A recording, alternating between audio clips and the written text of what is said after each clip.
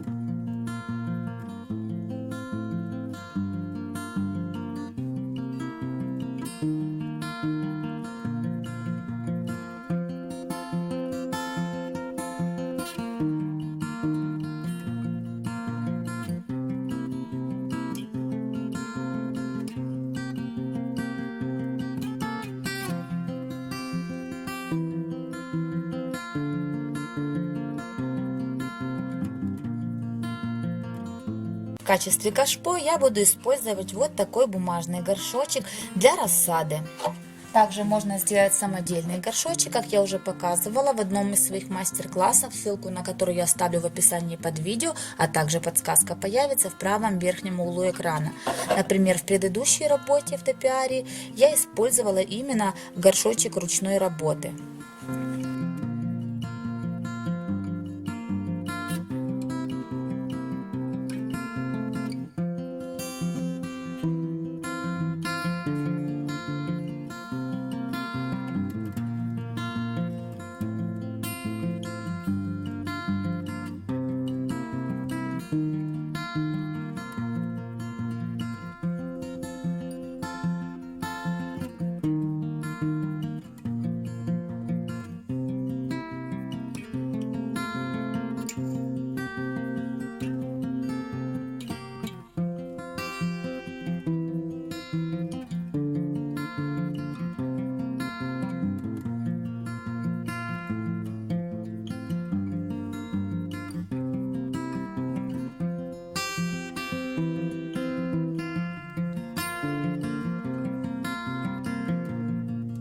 Украсить кашпо можно как декупажными салфетками, имитирующими газетный текст, так и штампами, а также можно сделать трафарет в виде текста.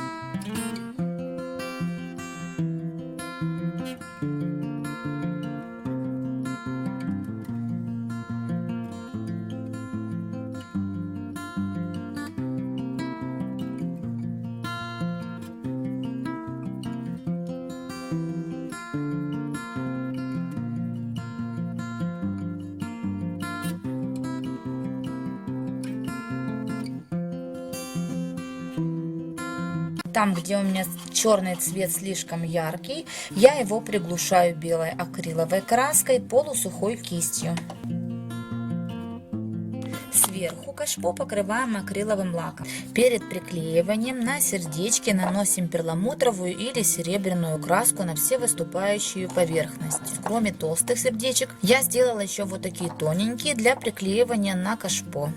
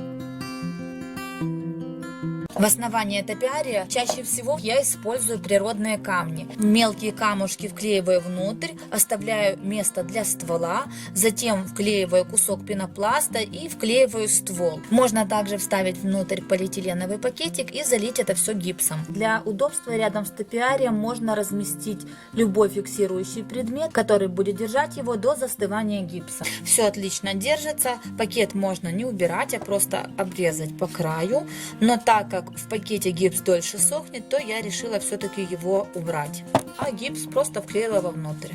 На топиаре добавляем немного серебряной краски, особенно на косточки. Можно также по цветам. Наносим немного серебряной краски на косточки и ткань. Так как сердечки у нас уже все покрыты серебром, мы как бы объединяем все в общую композицию. От серебра ткань не портится, а добавляется немного загадочного мерцания. Внутреннюю часть можно оформлять на свое усмотрение. Приклеить какие-либо крупы или сизаль. Также можно приклеить кофейные зерна, а затем приглушить их белой акриловой краской. Я хочу приклеить овсяные хлопья. Думаю, что эффект от овсяных хлопьев будет очень интересным.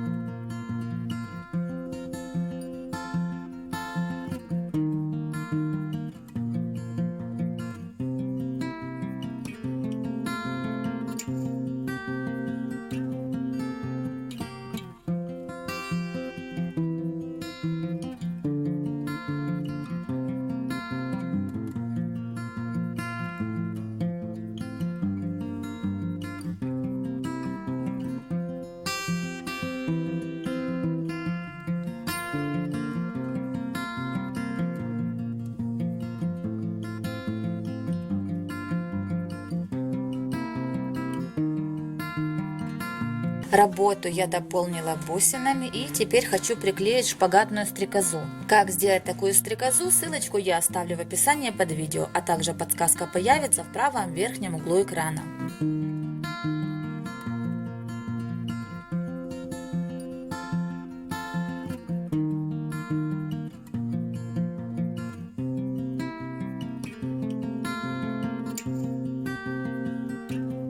Работа готова. Буду рада, если мой мастер-класс вам понравится и пригодится. Дорогие мои зрители, если вы делаете работы по моим мастер-классам, то не стесняйтесь и присылайте фото работ мне на почту или на Facebook. У меня в планах есть выпустить отдельное видео с вашими замечательными работами. И если вы желаете, чтобы ваши работы попали в это видео, то обязательно присылайте фото. И как всегда, всем вам желаю творческого вдохновения и всего самого-самого волшебно прекрасного. До новых встреч!